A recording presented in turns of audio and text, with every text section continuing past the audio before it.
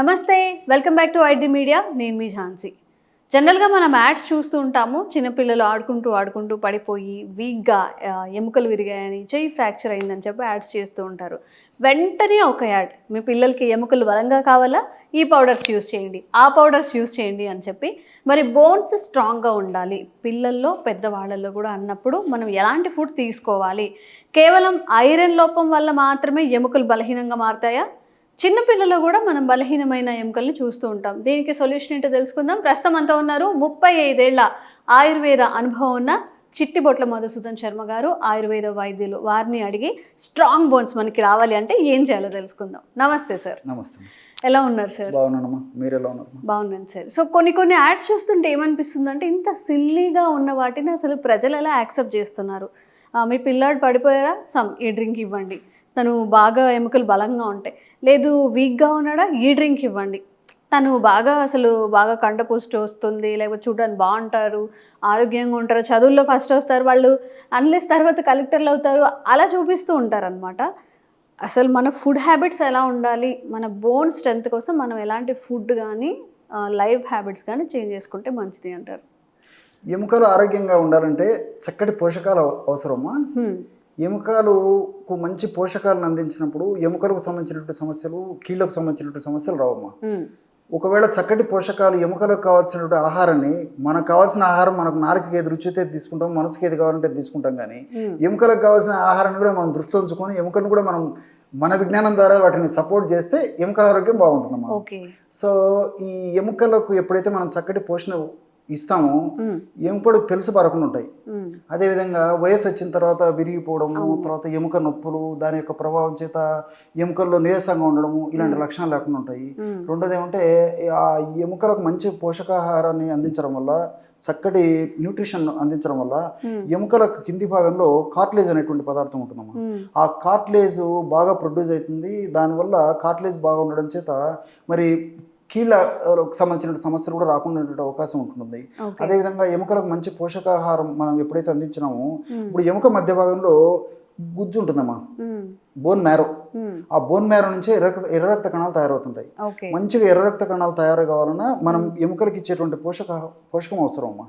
So ఇలాంటివి చేయడం వల్ల ఏమైతుందంటే, మరి మంచి పోషక ఆహారము ఎముకలకు కూడా మనం తినడమే కాకుండా ఎముకలకు ఉపయోగపడే పోషకాహారం ఇవ్వడం వల్ల ఈ క్యాన్సర్స్ ఇలాంటివి కూడా రాకుండా ఉంటాయమ్మా. సో ఇలా మల్టిపుల్ బెనిఫిట్స్ ఈ ఇటువంటి ఆహారం తీసుకోవడం వల్ల ఉంటాయమ్మా. మరి ఈ ఆహారం గురించి మనం చెప్పుకున్నట్లయితే మీకు నేను అనుకోవడం కొన్ని డౌట్స్ కూడా వచ్చింటాయమ్మా.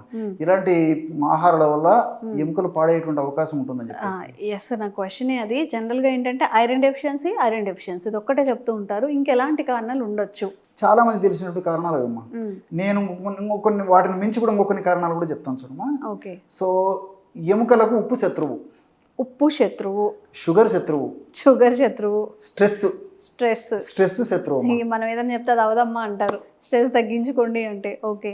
ఆందోళన పడడం, ఎక్కువగా బాధపడుతూ ఉండడం, నెగిటివ్ ఎనర్జీస్ లాంటివి. సో ఈ మూడుని మనం కంట్రోల్ చేసుకోగలిగితే భవిష్యత్తులో ఎముకలకు సంబంధించినటువంటి కీళ్ళ జబ్బులు రాకుండా ఉంటాయి. వచ్చినటువంటి జబ్బులు కూడా త్వరగా తగ్గిపోయేటువంటి అవకాశం ఉంటుందమ్మా. సో సాల్ట్ ఉప్పు తెచ్చే ముప్పు అని చెప్పేసి మన పెద్దలు చెప్తుంటారమ్మా. అందుకే వడ్డించేటప్పుడు కూడా మిగతావన్నీ ఇస్తారు, కానీ ఉప్పు అనేసరికి కొంచెం దాని మీద కొంచెం కేర్ తీసుకొని స్పెషల్ ట్రీట్మెంట్ ఉంటుంది ఉప్పు వడ్డించేటప్పుడు కూడా. మనం పెద్దలు అవన్నీ గమనించారు కాబట్టి దాని యొక్క మంచి చెడు తెలుసు కాబట్టి ఆ విధంగా జరిగిందమ్మా. సో ఈ సాల్ట్ ప్రతిరోజు ఆవరేజ్గా మనం అందరం కూడా ఎక్కువనే తీసుకుంటున్నామమ్మా. సో యాక్చువల్గా ఏమంటే ఒక మ్యాక్సిమం 5 grams ఆ రేంజ్ వరకు కూడా మన దేహంలో మనం తీసుకున్నటువంటి సాల్ట్ మన బాడీ యూటిలైజ్ చేసుకుంటున్నాం. సో ఎక్సెస్ సాల్ట్ అంతా ఎక్కడ ఇవ్వాలమ్మా? ఎంత కావాలి సార్ అసలు ఒక బాడీకి? ఎన్ని grams? 5 grams per day. 5 grams అంటే సరిపోతుంది. అంటే ఒక స్పూన్ అంటారా యావరేజ్ గా? ఒక టీ స్పూన్ అన్ని రకాలమ్మా. మీరు కూరలు వేసుకోండి, లేకపోతే ఏదైనా వంటల్లో తయారు చేసుకోవడానికి వాడుకోండి, మజ్జిగలు వేసుకోండి, ఇంకోటి వేసేసుకోండి. 5 grams సహజ సిద్ధంగానే ఆకుకూరల్లో, కూరగాయల్లో మనం తీసుకునే పదార్థాలు కూడా ఉంటాయమ్మా. సో టోటల్ ఆవరేజ్ గా మ్యాక్సిమం 5 grams ఆర్ 6 grams కంటే ఎక్కువ తీసుకోకూడదమ్మా. కానీ ఈ రోజుల్లో మనము 20-25 grams వరకు కూడా తీసుకుంటున్నాం. మనిషికి 20 grams తీసుకుంటున్నాం అంటారా? ఉప్పు మనకు తెలియకుండానే. అందుకోసం అన్ని రకాలైన జబ్బులు వస్తున్నాయమ్మా. ఎముకల జబ్బులు, చిన్న వయసులో కీళ్ళ నొప్పులు రావడం, ఇవన్నీ కూడా ఇది తెలియక చేసేటువంటి కారణం. సో ఇక్కడ ఏం జరుగుతుందంటే అమ్మా, ఇప్పుడు సాల్ట్ ఎక్కువ తీసుకున్నప్పుడు ఏమైందంటే సాల్ట్ మన బాడీ ఎంతవరకు ఉపయోగించుకుంటుందో అంతవరకు ఉపయోగించుకుంటుందమ్మా, మిగతా అంతా ఎక్కడికి పోవాలమ్మా, బయటకన్నా విసర్జించాలా, బయటకన్నా పంపించాలా. అది సాధ్యం కాకపోతే ఎక్కడ డిపాజిట్ చేసుకోవాలి. ఓకే, స్థలం ఎక్కడ ఉంటే అక్కడ సాల్ట్ డిపాజిట్ పెట్టుకుంటాం. సో ఎప్పుడు సాల్ట్ బయటికి విసర్జించాలంటే కేవలం సాల్ట్ ఒక్కటి బయటికి పోలేదమ్మా, దానికి కాల్షియం సపోర్ట్ కావాలి. సో మన బాడీలో కాల్షియం ఉండాలి.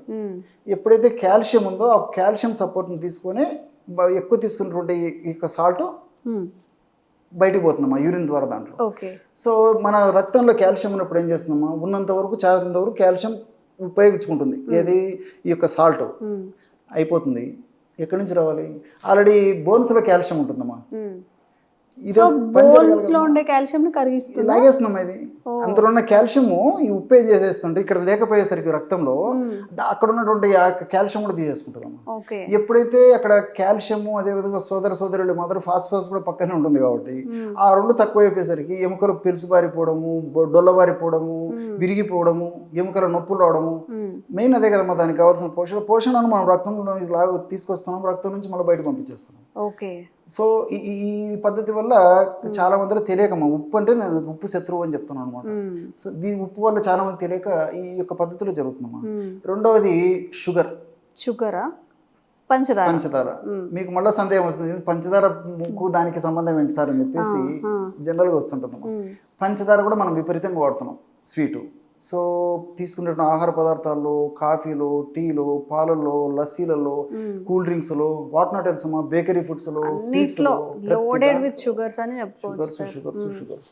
సో ఈ షుగర్స్ వల్ల ఇవన్నీ ఏం జరుగుతాయంటే నాలుక వరకు తీయగా ఉంటాయి, కానీ దేహంలోకి పోయిన తర్వాత ఆమ్ల గుణాలమ్మా.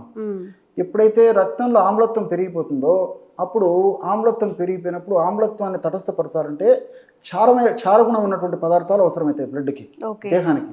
అప్పుడు ఈ యొక్క బోన్స్లో ఆల్రెడీ కాల్షియం ఉంటుంది కదమ్మా, ఇక్కడ ఉన్నటువంటి కాల్షియం తోడు ఆ బోన్స్ ఉన్నటువంటి కాల్షియం కూడా ఈ బ్లడ్లోకి రావాలమ్మా. బ్లడ్లోకి వచ్చినప్పుడే కాల్షియం క్షారగుణ పదార్థం, ఆ క్షారం బ్లడ్లోకి వచ్చినప్పుడే న్యూట్రలైజ్ అయిపోతుంది. సో కాకుండా మనం ఏం చేస్తున్నాం అంటే సో ఈ హెవీ ఫుడ్, ఈ పంచదార ఇలాంటివి తీసుకోవడం వల్ల ఏమవుతుందంటే ఇందులో కాల్షియం సరిగా అనుకున్న స్థాయిలో దాని ఫలితం చూపించలేకపోతుంది. ఈ బోన్ నుంచి కూడా కాల్షియం అంతా మళ్ళీ దీంట్లోకి వచ్చేస్తుంది. దానివల్ల కూడా పెలుసుబారిపోయేటువంటి పరిస్థితి ఏర్పడుతుంది. అట్లే ఇంకొకటి విచిత్రం ఏంటంటే స్ట్రెస్ అని చెప్పాను కదమ్మా, మానసిక ఒత్తిడి వల్ల కూడా కార్టిసాల్ పెరిగిపోతుందమ్మా. సో కార్టిసాల్ గుణం కూడా ఏంటంటే కాల్షియం లాగేసి బోన్స్ ఉన్నటువంటి కాల్షియం లాగేసేస్తుంది, ఫాస్ఫరస్ లాగేస్తుంది. సో దీనివల్ల యాక్చువల్గా ఏమంటే ఆ బోన్స్ పెలుసుబారిపోవడం ఇవన్నీ జరుగుతుంటాయమ్మా. ఓకే, ఇన్ని జరుగుతూ ఉంటాయి అన్నమాట. మనం ఎక్కువ సాల్ట్స్ తీసుకోవడం, షుగర్స్ తీసుకోవడం వల్ల, స్ట్రెస్ వల్ల. సార్ మరి వీటిని ఎలా బ్యాలెన్స్ చేయాలి? మన ఫుడ్లో ఏం ఇంటేక్ చేసుకోవాలి? ఇప్పుడు అవాయిడ్ చేయాల్సినవి తెలుసుకున్నాము, తినాల్సినవి ఏంటి, చేయాల్సినవి ఏంటి, ఎక్సర్సైజ్? వీటికి మొదటనే చెప్పాను కదమ్మా, పోషకాంశాలు అవసరమని. సో కాల్షియం అవసరమే, ఫాస్ఫరస్ అవసరమే, తర్వాత వీటికి తోడు డి విటమిన్ అవసరము, కే విటమిన్ అవసరం. ఈ 4 ఉంటే ఎముకలు నిండు నూరేళ్ళు ఆరోగ్యంగా, దృఢంగా, పటిష్టంగా, బలీయంగా ఉంటాయమ్మా. మీరు చెప్పిన అన్నిట్లో డి విటమిన్ ఒకటి ఎండ ద్వారా వస్తుందని మాత్రమే తెలుసు. కే విటమిన్ ఎలా వస్తుంది, ఫాస్ఫరస్ ఎలా వస్తుంది, ఇవేమీ తెలియదు. ఫుడ్ ద్వారా తీసుకోవచ్చా మనం? ఫుడ్ ద్వారా తీసుకోవచ్చమ్మా, బయట నుంచి అవసరం ఉండదమ్మా. ఫాస్ఫరస్ అంటే కోకోనట్ వాటర్ లో ఉంటది, కొంచెం ఉంటుంది. కాల్షియం అనేసరికి చాలా మందికి పాలు గుర్తొస్తాయమ్మా. పాలు, కాల్షియం అంటే పాలు, ఇంకా బ్లైండ్ గా మనకి వేరే ఆల్టర్నేటివ్ లేదు. దానికంటే 10 రెట్లు 12 రెట్లు వేరే పదార్థాలు చాలా ఉన్నాయమ్మా, చాలా మంది తెలియదు. నువ్వులు ఉన్నాయమ్మా. నువ్వులు ఇప్పుడు పాలల్లో 100 ml పాలల్లో ఇంచుమించు 125 milligrams కాల్షియం ఉంటే అదే 100 grams నువ్వుల్లో 1250 milligrams కాల్షియం ఉందమ్మా. ఏ నువ్వులు సార్? నల్ల నువ్వులు కొద్దిగా తేడా ఉంటుంది, తెల్ల నువ్వులు ఇంకా బాగా మంచిది. రెండు ఏదైనా వాడుకోవచ్చు. సో కాల్షియం అంత ఉంటుంది. అదే ఫాస్ఫరస్ కూడా పాలలో పోల్చుకుంటే దీంట్లో ఫాస్ఫరస్ కూడా ఎక్కువ ఉంటుంది నువ్వుల్లో. కాబట్టి రోజు చిన్న వయసు నుంచి, చిన్నపిల్లల నుంచి రోజు మధ్యాహ్నం ఆహారం తర్వాత ఒక నువ్వుల ఉండమ్మా రోజు పిల్లలకు అలవాటు చేసి పెద్దలు కూడా తీసుకోవడం వల్ల మరి ఎలాంటి ఎముకలకు సంబంధించిన జబ్బులు రావమ్మా. అది కాల్షియం, ఫాస్ఫరస్ సంబంధించింది. సో రెండోది వచ్చేసి విటమిన్ డి. విటమిన్ డి మనకేంటంటే తక్కువ పదార్థాల్లో దొరుకుతుందమ్మా. పాలలో కొద్దిగా ఉంటుంది, జున్నులో కొద్దిగా ఉంటుంది, పెరుగు, వెన్న, నెయ్యి వీటిలో కొద్ది గొప్ప ఉంటుంది. ఎక్కువగా ఉండేది పుట్టగొడుగులమ్మా. పుట్టగొడుగులు, మష్రూమ్స్. సో మష్రూమ్స్ లో బాగుంటుంది. అందరం మష్రూమ్స్ తీసుకోలేము, అందుబాటులో లేవు. రెండవది జున్నులు కూడా కొంచెం ఇది డి విటమిన్ మనకు బాగా లభ్యమవుతుంది. ఓకే. సో అది కూడా ఏదైనా మనకు లభ్యమైనప్పుడు అటువంటి జున్ను తీసుకోవడం వల్ల కూడా మంచి ఉపయోగం ఉంటుందమ్మా. లేని పక్షంలో ఇంకా సప్లిమెంట్స్ ఉండనే ఉన్నాయి, 24 గంటలు మన కోసం ఆహ్వానిస్తూనే ఉంటాయి, రెడీగా ఉంటాయి అంతేగా supplements. తప్పనప్పుడు సూర్యకాంతి లేకపోయా, ఆహారం ఇవి లేకపోయా ఇంకా సప్లిమెంట్ తీసుకోవడం. ఓకే. సో ఫైనల్గా వచ్చేసి vitamin K. Vitamin K.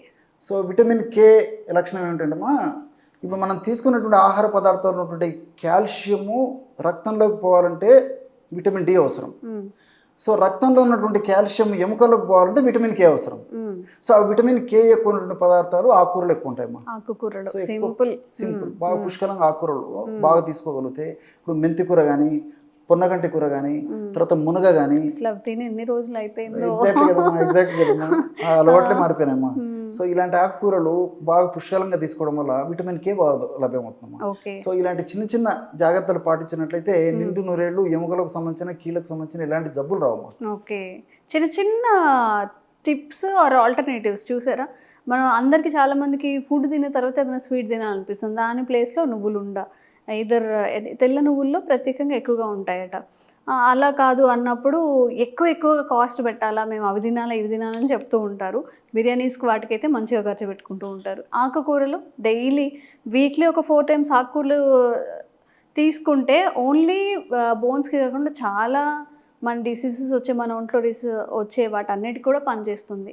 So మన పద్ధతులన్నీ మనం మార్చుకొని జంక్ ఫుడ్ అంతా ఇంటేక్ చేసుకుంటూ ఎండ్ ఆఫ్ ద డే ఎందుకు మనకి ఇన్ని డిసీజెస్ వచ్చాయని బాధపడుతూ ఉన్నాము, ఇవన్నీ ఇంక్లూడ్ చేసుకోండి. రిజల్ట్ ఎలా ఉందో కామెంట్స్ రూపంలో తెలియచేయండి. మీకు ఎలాంటి ఆరోగ్య సమస్యలు ఉన్నా కూడా కామెంట్ చేయండి, తప్పకుండా వీడియో చేసే ప్రయత్నం చేస్తాం. Thank you sir. Sir, one life lesson what medicine has taught you. Whatever you can do without expecting. But I really believe మన పాజిటివ్ యాటిట్యూడ్ ఉంటేనే మనం ఏదైనా సాధించగలం. గట్ని మనం కరెక్ట్గా డీల్ చేసినట్లయితే అది మనకి పాజిటివ్ హార్మోన్స్ని రిలీజ్ చేస్తుంది. షుగర్ వచ్చిన వాళ్ళ పరిస్థితి ఏంటి? పొట్ట దగ్గర పెరిగితే దాన్ని ఆండ్రాయిడ్ అంటారు, ఆండ్రాయిడ్ ఫోన్ కదా. అసలు థాట్స్ ఎందుకు వస్తాయి? బ్రెయిన్ డెడ్ అంటే దానికి ప్రపంచం అంతా కూడా కొన్ని నిర్దిష్టమైనటువంటి లక్షణాలు ఉన్నాయి. మానసికంగా ధైర్యంగా ఉంటే క్యాన్సర్ జయించవచ్చు. You are a doctor for a cause sir, అంతే. వాళ్ళకి వచ్చిన ఆదాయం కాకుండా ఫ్రీ సర్వీస్ ఎంతమందికో చేస్తారు.